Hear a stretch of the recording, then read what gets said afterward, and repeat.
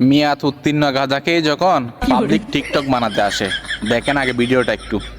দান বাক্স মসজিদের সামনে রাখার চাইতে হাসপাতালের সামনে রাখা খুব বেশি দরকার। কেন? কারণ টাকা পয়সা মৃত মানুষের না, জীবিত মানুষের দরকার।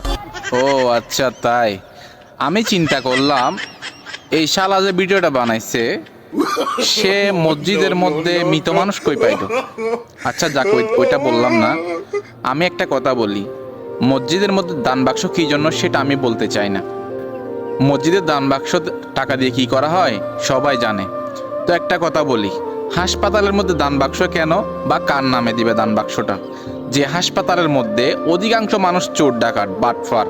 কারণ একটা রুগী দেখতে গেলেও 50 টাকা ফিস দিতে হয়, ওই মেডিকেলের নামে নাকি দান বাক্স হবে।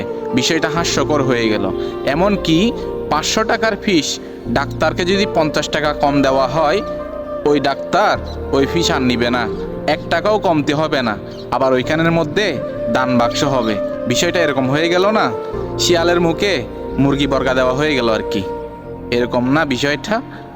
টিকটক বানাতে গেলে একটু ভালোভাবে ভেবেচিন্তে কথা বলিয়েন, তারপরে টিকটক বানাইতে আসিয়েন।